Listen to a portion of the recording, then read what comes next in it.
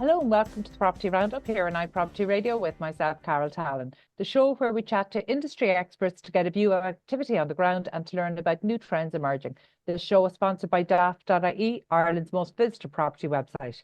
Today, I'm delighted to be joined by money mindset coach, Mrs. Smart Money, Carol Galavan. Carol, you're very welcome. Thank you so much for joining me today. It is great to be here. I've been looking forward to this. I'm going to be honest with you, I've been looking forward to it and getting nervous in equal measure. So I'm looking forward to it because I love your approach to sensible money. And I'm nervous because I feel hypocritical because that is not something I've excelled at in the past. So this feels slightly like we should be recording in a confessional. But I'm going to try park those feelings to one side and try to a more balanced conversation, because one of the things that I really want to talk to you about today that I hope will be of interest to people who are aspiring to buy either their first home or maybe their first investment, or maybe they're looking to trade up or down debt free.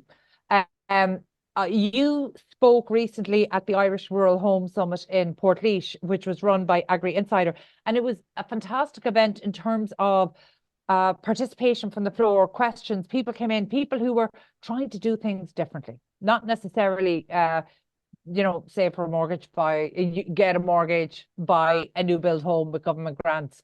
There was a bit of that, of course, but people were exploring different avenues. And one of the really compelling points you made was that you talked to us about the importance of understanding and potentially negotiating your mortgage interest rates. And you described that the impact of choosing the wrong mortgage interest rates. So you might just, there's so many things I want to talk to you, but we'll start with, for anybody who is looking at a more traditional route, thinking of a mortgage, are mortgage interest rates negotiable? It depends. It depends. It really does. But no, it's such an important question, because when you're in the thick of trying to put your deposit together, you're stressed out. We're in a really hot market at the moment where every time you look at a house, you can just see the digits of the cost of it rising up and up and up. And it can get very overwhelming, and you're trying to play catch up. And quite often your end goal is to just get a mortgage, like whatever that looks like, and you'll figure the rest out. And that's a perfectly normal, natural thing to do because there's so many other things going on. But yeah, the mortgage interest rate itself is really important. So depending on the bank and depending on what type of buyer you are, generally they try not to negotiate too much. However, there's a huge broad range of providers out there, and you can shop around. You don't have to stick with one provider. Apply to several of them. You're going to be doing more or less the same work for all of them anyway, and try and meet their criteria. And if what it tends to be is when you do a mortgage provider and let's say they have a really favorable rate, they might have a few hoops to jump through. It could be like a green mortgage. It could be, you have to have a minimum type of deposit. It's actually worth aiming for those as best possible, because you mentioned there, I touched on something with regards to interest rates. And with interest rates, there's such a broad range. Like the last time I looked, I think the lowest was about 3.45 interest, and then the highest was 7.9. But over 25 years, if somebody took down I'm going to say it's a lot of money, like a 280 mortgage, you're looking at an interest difference or payback difference of like well over €200,000. Like it's 234,000 if I remember correctly. So you could buy a whole new home. You could buy a whole new home just with the difference. And sometimes you kind of think, oh, it's only 1% or 2%, it's only 0.5%, it's only 2%. That is tens and tens and even hundreds of thousands of euro over that lifetime. And if you think about it, and particularly if somebody, they want to have their house and they want to have maybe their nice pension and just live a normal life, boxing really clever and aiming for that lower interest rate is actually worth it to you, because that same amount, that money that you're saving, it's not just paying for your house, but it's going to pay for your pension, like 230,000 going into a pension over time gives you a really solid pension. Yeah. So you're not earning anything extra. You're just boxing really clever from day one. Is this where something like, because I think you're absolutely right. Certainly any home buyer that I'm familiar with, it is a case of get a mortgage, any mortgage. So, and I absolutely understand that the situation we're in at the moment, because you can't even take it seriously viewing a house if you don't have your mortgage offer in place or approval in principle. So is it a case that if you have to secure any mortgage, you can, but then maybe look about switching? Is that it? Like, is switching mortgages, is that a thing? Do people do it regularly? Yes. Yes. So there's two things here. Absolutely. Sometimes it is just about getting it across the line at the very first time, right? And if you have to do that, brilliant. Because once you're over that line and your deposit is in and you're in your home and you're finding your feet and you have a nice balance of money, the second you come off your fixed rate, and actually be prepared in the run up to it, switch. It's worth switching. There might be a little bit of solicitor fees. There might be a little bit of paperwork. It's absolutely worth it to go for the best interest rate that you can every single time. And the second thing to keep an eye on, and not everybody is aware of this, is the difference between interest rate and APR. So your interest rate is the interest that's charged on the loan, but the reality is the APR, and the APR will always be higher than your interest rate. That includes setup fees, things going on in the background. So that's actually the truer amount that you're paying back. So you might actually have, so taking the lowest interest rate at the moment of 3.45%. When you actually look behind and look for the APR, which is the annual percentage rate, the true amount you're paying back, 3.45 interest rate might actually be 3.85, but another bank, it could be 4% APR. And that makes a difference over time as well. So don't just look at the interest rate, but you can actually ignore the interest rate. It's the APR, the annual percentage rate. That's really what you're paying back. It's tips like that are fantastic to hear, but also scare first-time buyers thinking, I'm never going to be able to understand the nuances of this. And I know that you're great at giving information online across social media, as your handle, Mrs. Smart Money, and you are Mrs. Smart Money, which is great. But in terms of buyers, are they open to learning? Do they, are they seeking out this type of information? I think this generation is getting a lot more savvy, Carol, because if you think about it, and I think this is actually worth mentioning, like, it wasn't too long ago, Ireland was a really poor country.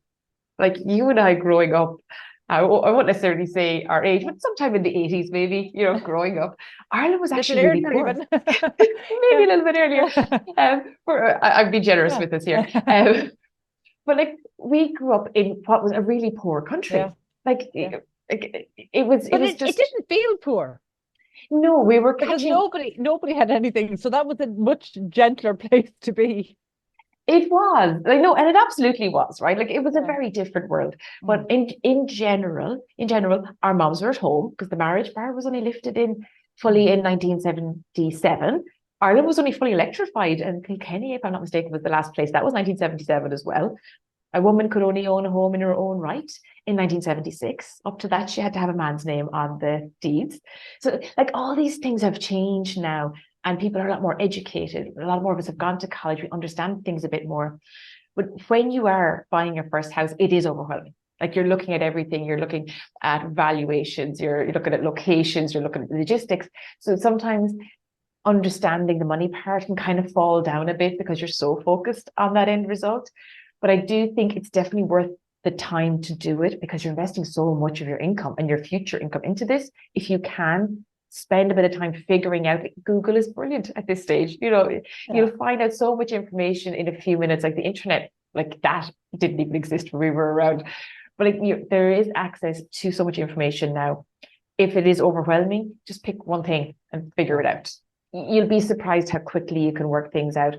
But even if you're just across the line now and you're moving into your home, give yourself a bit of breathing space, then pull out your mortgage contract again and just read through it. You'll be surprised what you can understand if you actually take a moment to sit down and read through it.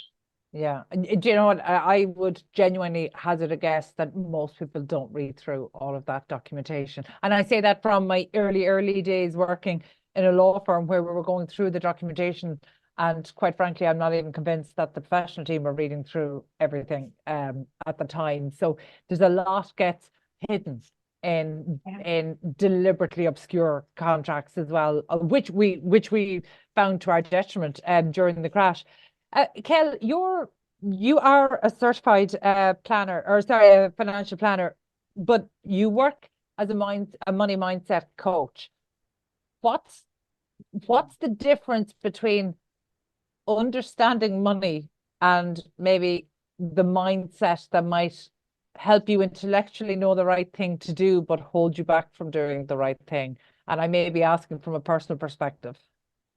No, it's a really good question because plenty of people, I have the qualifications, but I choose for loads of reasons to work as in the mindset space. Mainly because I was probably the worst person in the world of money and I did make all the mistakes. And that was really tough.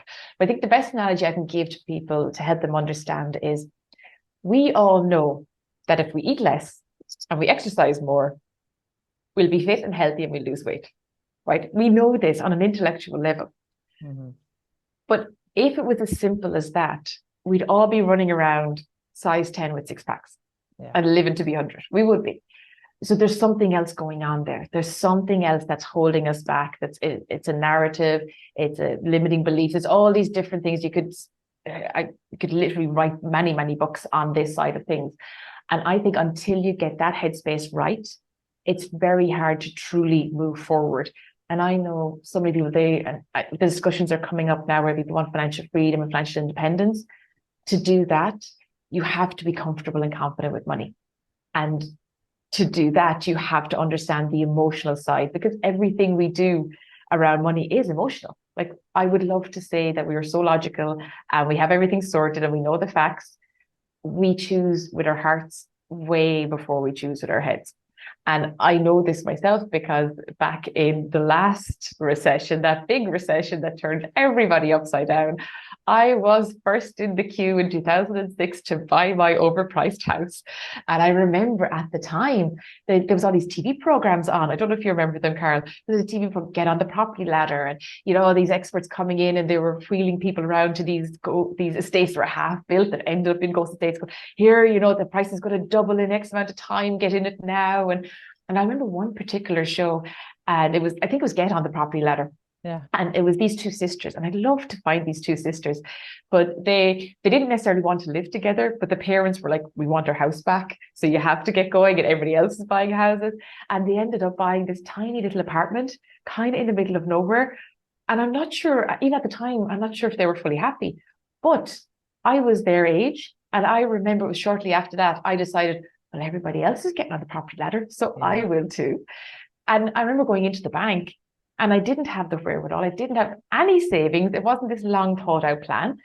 And the bank, rightly or wrongly, gave me a mortgage. Went in about half an hour of a chat, gave me a mortgage for 7.5 times my income. Wow. Yeah. And that's not the interesting part, Carol. The interesting part is I was only 3 weeks into a brand new job. Yeah.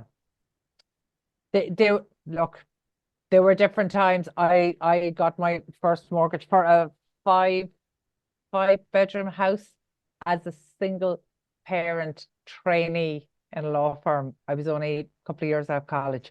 So I know. I do understand, but I suppose one of the things I always say whenever I hear people saying, "And the banks were throwing money," it's like, no, they weren't throwing money. You still had to walk in the door and ask and complete the paperwork and all. So for me, I think it's really an important part of the psychological recovery as well as the fiscal recovery that, you know, we do accept our own part of this as well. And it's something that I genuinely struggled with. Like I said, and I know before we came on air, you know, I talked about the shame that still surrounds our handling of money. And I say it specifically about myself kind of during the crash as well. And there's definitely elements of trauma, and not just around personal finance, but I see it all the time in the construction industry because companies failed during the construction industry. We lost so many people during that time, but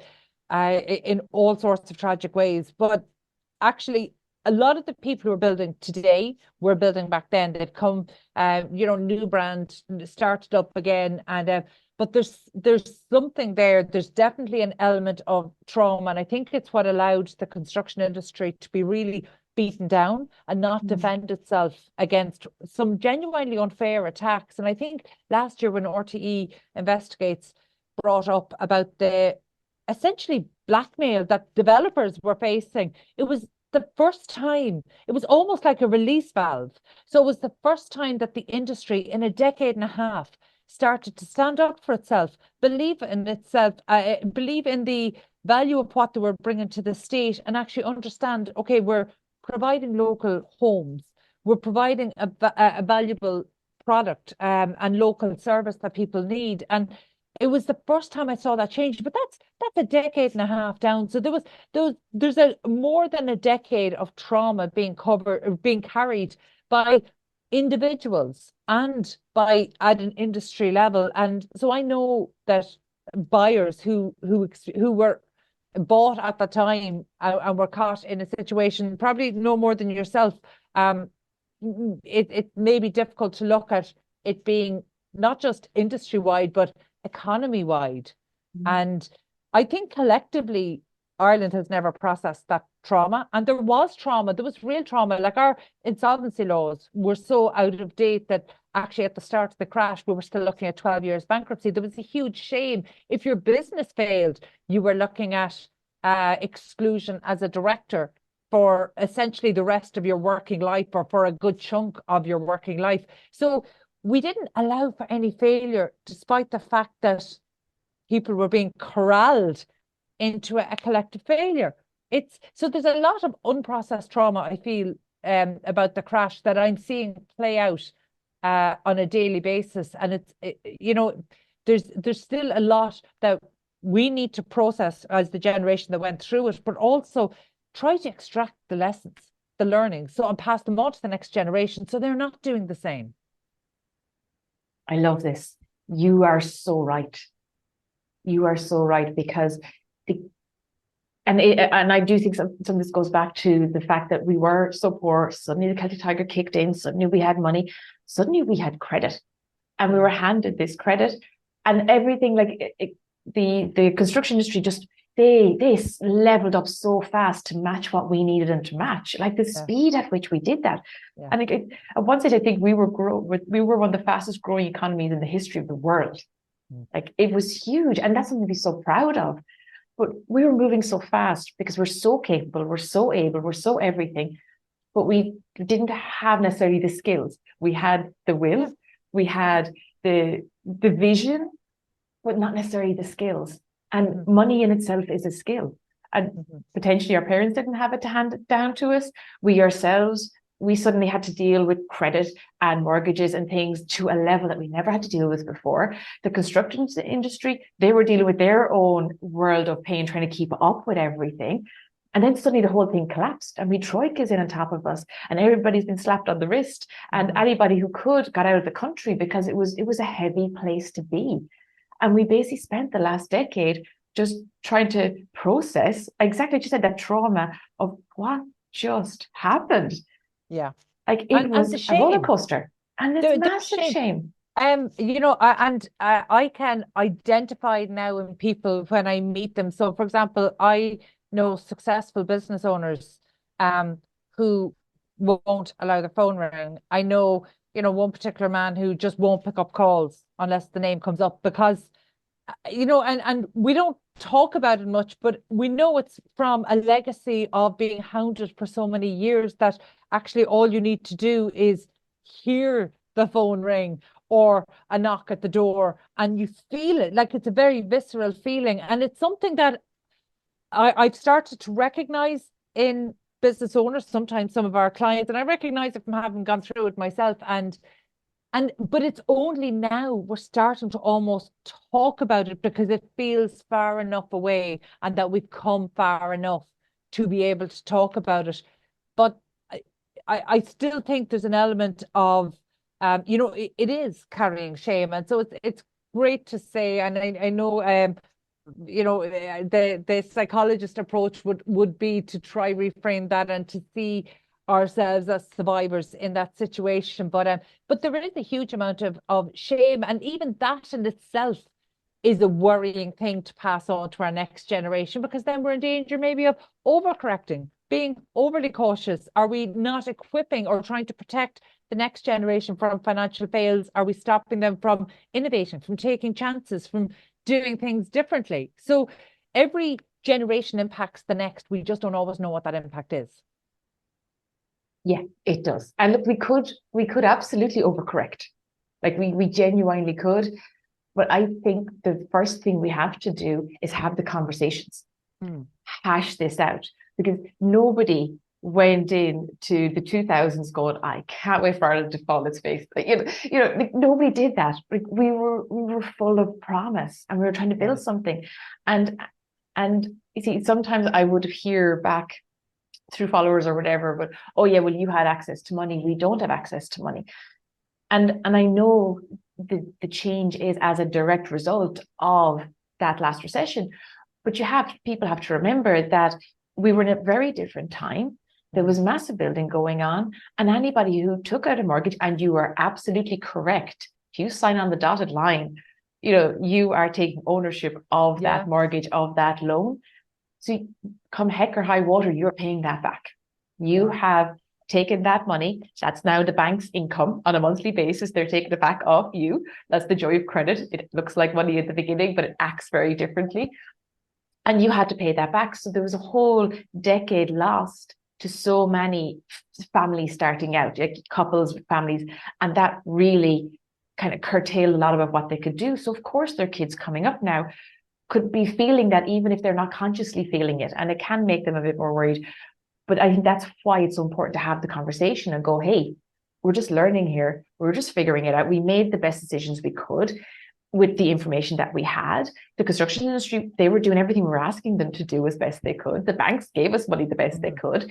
But now we're realizing just because you can doesn't necessarily mean you should. Yeah. Yeah.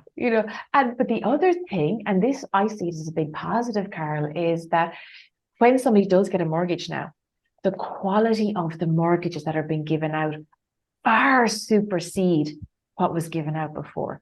So yes, it's tougher. Oh my goodness, my heart goes out to anybody looking for a mortgage. But when you get it, it's solid. It means you can pay it back. It means that if something goes wrong, you're stress tested. It means so many positive things.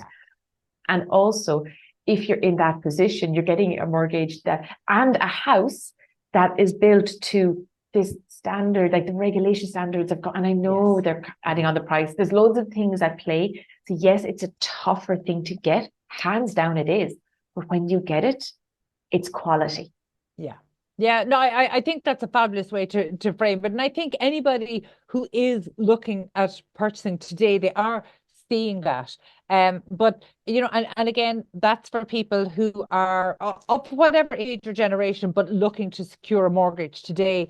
Let's talk about the people who want to, again, whether they're first-time buyers or at any age, people trading up or down, who really have this ambition to live debt-free if possible, and are willing to accept a different level. They won't be buying an A-rated home if they're going to do that, but maybe looking at not just the derelict or vacant homes, or developing something, maybe the reuse of a building. There are fantastic government schemes at the moment. So I would say to anybody who's interested in exploring alternative options, just look at the Housing for All website, look at the government resources that are there for both new builds and existing.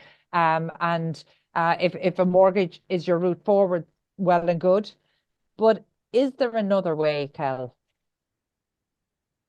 Yeah, so that's a huge question. And I'm going to take it from the kind of the financial freedom side of things, if that's all right. Yeah. So I think there's loads of shifts happening, right? And I know I've touched on Ireland and it's growing, but like Ireland as a state in itself, a republic, it's just over 100 years old. Like we're young, we're finding our feet with all these things. And the concept of financial freedom is a very new one to our language. It wouldn't have even been a possibility for a long time for most families ever. But now I think with that whole concept of financial freedom, the whole idea is to carry as little debt as possible.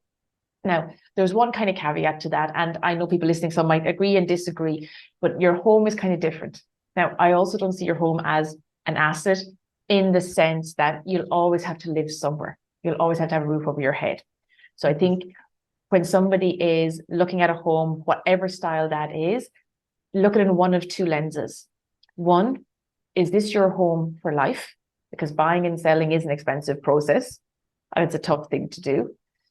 Or second, is this your home for now with the view to rearing a family or living in a certain location for work or whatever, and then downsizing when the time comes?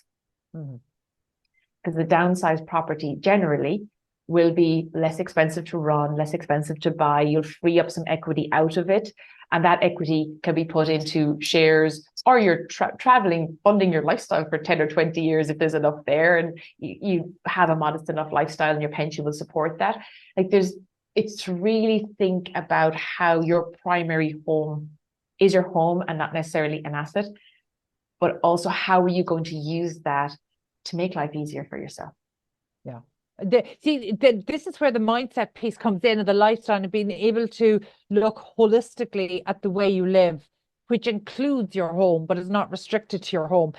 Kel, can you tell from your social media stats and things like that, can you get demographic breakdowns? Like, who's watching your content? Do you know kind of what age profile, what gender profile, what do you know about your demographic audience? Yes, you'll smile now. So it's primarily women. I think about 94% women. Really? Okay. Yeah. Well, this show rarely dips below 60% male, 40 female. So maybe this will make us more female friendly. Yeah, now to be fair, I think that is due to the legacy of my history and a no spend year and a change from corporate, and I do, well, particularly on Instagram, I would talk more about like being a mom with a company and balancing all of that and get your finances right. However, the demographic I'm finding a bit more on the LinkedIn side of things is a lot more male, which is an interesting shift, but I think it's more the financial freedom is finding its way across both. And I think people are initially, partly because at least it came from America, and in America, a lot of the guys who were going for the extreme version of it, and I say guys because it's mainly men that you would hear about, they'll go for the extreme version, which is overall a bit easier in the US because you can live in New York for 20 years, earn a bucket load of money, and then head off to the middle of nowhere and live on a much lower cost of living. You don't have that luxury in Ireland.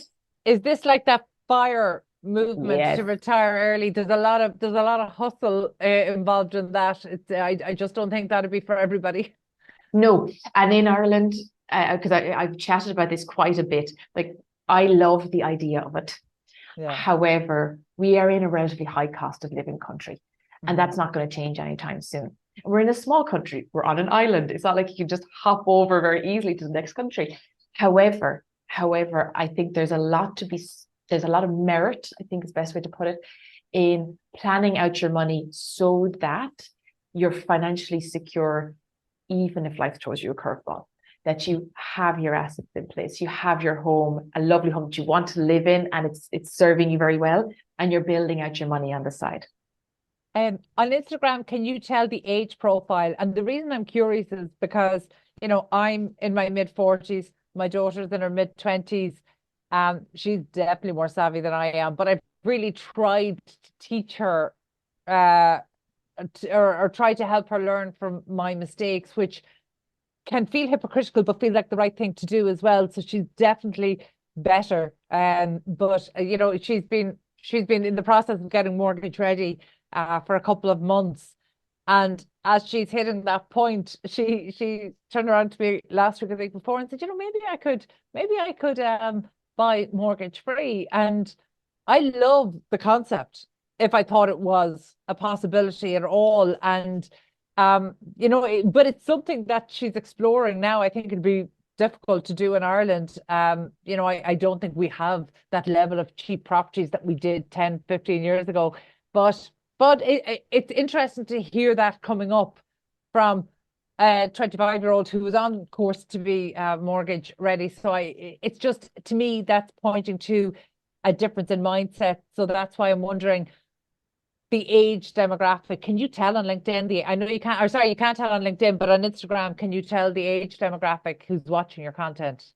Yeah. So yes, like I said, it's women, and it says 25 to 55, but realistically, I would say it's 35 to 55.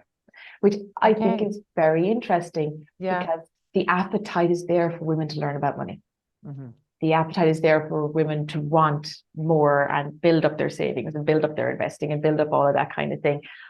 But listening to what you're saying about your daughter, that is one of the nicest things to hear, because she's even just looking at the entertaining the thought of going mortgage free. Like how healthy is that as a mindset? Go, you know, I think I'm going to have a shot at seeing if I could do this, even if it doesn't happen. Yeah. If she does have to take a mortgage, she's already thinking minimal. Yeah. Because the less money you're borrowing on anything, and some people really do embrace debt. I personally don't. And I do think it's because of the last recession where we were caught so badly, ghost estate, all of that. My husband, who worked at a company for 15 years, suddenly had nothing. Like even the pension was gone. It just did a whole Enron job on it. And I remember being pregnant and re-interviewing for my job at the time. You know, and it was just, and I know if we didn't have the mortgage at the time, we could have gotten through a little bit easier than what we did. So I know myself, debt is, it's from a mortgage perspective, under control. Absolutely do the best you can and switch as best you can. But in general, debt will eat into future earnings. It's harder to save, it's hard to invest, it's harder to build when you have debt. Yeah, yeah. Look, this is going to sound overly simplistic, but are there some people who are just better with money than others? I think, okay, on a genetic level, not a hope, right? We are all, yeah, no, we are all well able to be brilliant at money. But here's the thing, Carol, money is a skill. And just like driving a car or playing a piano or any skill that we have, painting, cleaning the kitchen, whatever your superpower is, they're all skills that have come through practice. Mm-hmm. And our education system is excellent, right? We have a world-renowned educational system. The degrees and things that are coming out are brilliant. They're world-class. And all the energy goes into that. And once you get your education, you're onto experience. And you've good bosses and not so good bosses and all this kind of thing. And yet most of us end up working for companies or maybe for ourselves. But all of that culminates into you getting your paycheck or your money every pay period. Mm-hmm. But nobody ever tells you what to do with the money. You're trained to an inch of your life for your day job. And yet you're expected to suddenly magically understand the ins and outs of how to manage money and how to do it the healthy way and how to do it properly. And you're expected to pay for your house and pay for your holidays and pay for your pension. But those aren't skills that we're actually taught. Yeah. We're taught how to use a photocopier. Yeah. But nobody teaches you how to actually manage your money on a day-to-day basis. Should we be teaching personal finance to primary and secondary school students? Yes. Do we at the moment? Is there anything like that on the curriculum? Not particularly. There would be a little bit in home economics. There would be a little bit in maybe business studies or that kind of thing. But no, there isn't. And yet money is one of the biggest stressors people have in their adult lives. And I was speaking with an in-law of mine, and she's Canadian. And she couldn't understand how us Irish people took out debt so easily. Like we just take out loans just on a whim. And she goes, no, like they're taught from a very early age how to manage credit, how to manage credit card. It's taught in their schools. And she can't get her head around why we're so flippant with something as full on as credit. Yeah, I do think it comes back to what you were saying earlier, that actually Ireland doesn't have a long history of being able to access that we don't have a long history of being able to tap into wealth or being able to maybe purchase things that, you know, our parents or grandparents certainly wouldn't have been able to. So it's a really interesting one. I'm conscious of time, but I want to, I suppose, be able to help people who are really feeling in need of your help. So in terms of the people you coach at the moment, what would be the typical persona? Like, do people come to you and you think, God, no, you're really in good shape. You don't need my help here at all. Or would there ever be some to say, I'm not sure I can help you from where you are now? Yeah, no, there is, from the one-on-one coaching perspective. Like I would do a lot of corporate workshops and webinars and all that kind of thing. So that would be a lot of my job. But the coaching one-to-one, it tends to be people who actually are highly educated. They have good income coming in, they're working professionally, but they don't seem to be making traction with their money. Like all the logical boxes are ticked, but they're not saving, they're not investing, and they can't figure out what's going on. That tends to be who I coach. So there will be people coming to me and I will very easily say, no, you don't need me. I do have an investing course. If people want to start investing themselves, that's usually a really good place to start. If somebody is well in control of the day-to-day stuff and their head's in the right place, they're ready for it. Yeah, I do have that for those people. But in general, when I'm one-on-one coaching, it's people who could be financially secure and they know their heart and soul they could be, but it's just not happening for them. They're my people. Are there any common patterns there? You know, is there anything that maybe is very obvious to you as an outsider and that they're just not seeing themselves at all? Yes. There's kind of two things. One is, and you touched on it very well when you kind of said trauma, but the fear around money and that fear, I'm not good enough, I'm not able for this, I can't manage money. That's something I would spend a lot of time kind of working on for people. And the other one is actually, it's simple when you know how, but it's getting it right in the systems. Just having a rinse and repeat system that you can do every month, every quarter, every year, and just let the stuff build. Because I'm a firm believer in having a really good relationship with money is so important, because when you do, you actually don't have to think about money that much and you just get on with living your life. Should we be thinking of it like that, a relationship that we have with money? Because I think, you term it as fear. There's probably a healthy dose or unhealthy dose of denial in there. There's just maybe a little bit of behaving like an ostrich, burying your head in the sand, and money's a funny topic, in terms of discussion with friends, discussion with family, how we feel about ourselves, how we judge ourselves, how we judge others. Money, I think, is just it's a loaded topic for so many reasons. And, there's still I don't know, it's an unwillingness to talk about it. There's definitely an unwillingness to share mistakes or to admit challenges. And is that something that you find when you're meeting with people? Is there a process of almost breaking that down so you can then get to work? Yes, it's the super short answer. And like it's a thorough process that I go through. But I think to help people, like we're not used to having money, and we're definitely not used to talking about it. And sometimes I kind of think about houses and how they're built. And a lot of houses, older ones anyway, would have had the good sitting room. And you'd only bring people into the good sitting room because you only wanted to show them how well you were doing. And the nice biscuits came out. And, the kids had their faces cleaned and they were lined up and they lovely. And then they were shoved out the back to go get dirty again or whatever. And that gets ingrained. It gets ingrained deep down. So we like to put our best foot forward and we like to be seen to be doing well.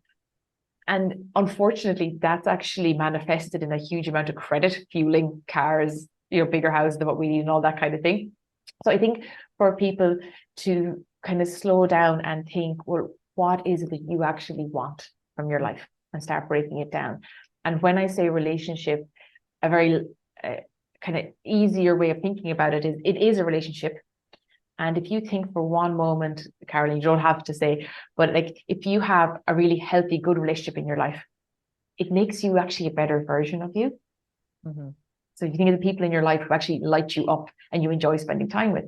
But then if somebody they're in a toxic relationship, it's going to make you pull back. It's going to make you play small. It's going to make you have a negative internal narrative. And if you're like that with money, you're less likely to take advantage of opportunities or save or hold on to it or anything like that. And it's about creating that healthier relationship. So you're more with money. You're a better version of yourself with money, as opposed to it being something that's guilt and shameful and negative and making you play small. Do you know, I'm really glad you used the term playing small, because that's actually the key theme I would see across female entrepreneurs that we would mentor through PropTech Ireland and through other startup, essentially not just in Ireland, but internationally as well. And it's something that I see more commonly in female entrepreneurs than in male entrepreneurs, but that playing small, financial chaos does keep us small, and it's the shame that keeps you in the spiral. So actually, if you can at least acknowledge the chaos, then you're on the steps to be able to address it. And it's, in terms of, I think there are male and female differences. It's something just that I've observed in a business, and particularly in a startup and entrepreneurial context, but also around investing. And actually, it's something that I realized myself, even with knowledge, that it's something that there was definitely a bit of a blind spot around. And actually, data that I read in the Gloss magazine only in the last year or 18 months was showing a shockingly low number of earning women were not investing in any way at all. And the stats for men compared to women were completely disproportionate. So actually, is there some reason around investing that women tend not to do that? Is it because they're investing in their education, in their family, in other things? When you look at the CSO stats, across Ireland, male, female, only about 10.5% of people own shares, according to the CSO stats, which is shockingly low anyway, full stop. And I'm not sure the exact breakdown of men to women, but from my experience, it's very disproportionate. But also there was a survey done about 6 months ago at this stage, and it showed Ireland had the lowest financial literacy in the whole of Europe. Really? Yes. And what year was that? It came out, well, it would have been 2023. It came out.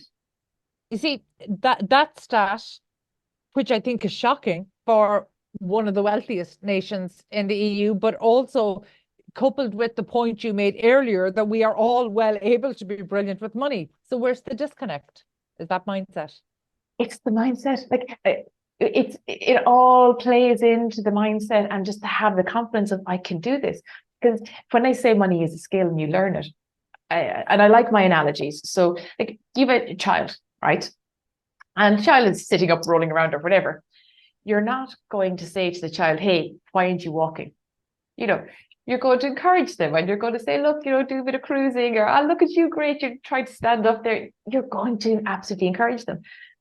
But they're not going to be born and then suddenly running. There's a process that comes. And I think we don't necessarily give us the same allowances to learn about money, because we think we should know, and we think we should be better, and should be taken out of the English language. You're absolutely right. And I'm thinking of the state initiative to teach us how to save with the SSA, which really worked, which really helped. It helped people develop habits. So I'm wondering, do we need a similar initiative around investing? So for your course, for your investing course, what would be the modules? What are the steps people go through? Yes. So anything I do, I always start off with mindset. The first part of it is just the general mindset around investing. I'm not a day trading, hard and fast, buying in and out of things. My version of investing and how I feel that investing should be over the long term is like watching paint dry. Just set up your strategy, understand what you're doing, understand where your money's going, and set and forget it. And it's only money that you use that you won't need for at least 7, ideally 10 plus years. So it has a chance to grow and do what it needs to do. So in the course, it's very much the mindset, the landscape, breaking down the main things you need to understand, how an Irish person can invest, and also how the tax system works around investing and what to know about that. So I just break it down, short videos, really simple. And that's basically what it's about. Do you think people are under maybe a misconception that they need to have a lot of excess wealth to start investing, not understanding that is a route to wealth? Yeah. And the thing is, nowadays, there's the platforms that you can invest through. You can invest with €20 if you wanted to start off. You don't have to have a huge amount of money. So you can just do a small amount every month and play with it for a while and see what that looks like, and find your feet. It's like crawling before you learn to walk, before you learn to run. And it's so much easier than people realize, but it's to understand the few little bits, like pull back the curtain a bit and go, look, Here's what the tax is like. Here's how you go about doing it. Here's your stepwise program. Here's what this means. Here's what that means. That's it. But it's no different to learning anything else.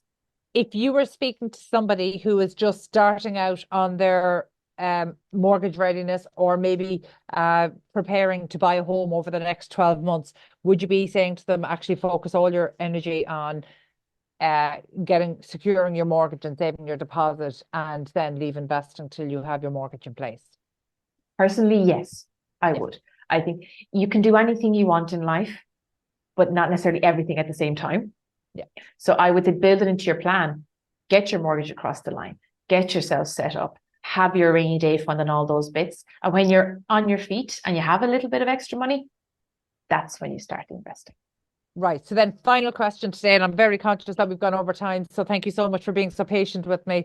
And I'm genuinely sorry for bringing so much of my personal baggage into this conversation. Again, actually, we've said it in a lot of different ways. Money's a triggering subject. And I feel like I'm still only realizing just how much so apologies about that. But kind of final question for people who are in that process of getting mortgage ready, or worse, people maybe who feel like it's just so out of their reach and that they're nowhere close to mortgage ready, but they want to put themselves on that path. What kind of advice or tips do you have for them? I would say things are changing all the time. Things change fast. Things change with curveballs. Only 10 years ago, we were reeling from the recession that we were talking about earlier, and we had zero interest rates. And then we've had COVID, we've had raise of interest rates. Things change really fast. And this is just a point in time. And this point in time will pass, and it'll go back to something else, and it will change to something else.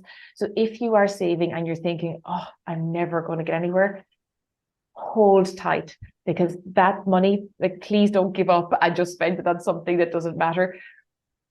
Box clever with it. You've worked hard to get that money in place. You've worked hard to get where you are. Don't give up. Things change fast. And at least if you have the money there, and even if you put it in like prize bonds or government investing for a while to keep it kind of safe, or a little bit of interest, something like that, and you'll have it there for when the right time comes. A different opportunity will come up. Something will happen, and you will be so glad you have that money there, and you'll be so glad you have the good habits in place and all the saving done. I think that's one of the most hopeful things I've heard on the show over the last number of years, that this is just a point in time and this will pass, because I feel for people like you and I can reflect back on challenges, and it feels much better to do that, even if it's uncomfortable. You're doing it from a safe space, whereas actually for people who are in the position where they like their job, they like their country, but they may have to emigrate because they just don't see they'd ever be able to get outside of their parents' front room or whatever it is. I think understanding that this is a point in time and that things change is a really nice sense of perspective. So look, quick reminder, how can people follow your content and hit you up for some extra advice? Absolutely. So you'll find me on LinkedIn. So Kel Galavan. I'm easy to find. And then if you are an Instagram person, you'll find me at Mrs. Smart Money HQ.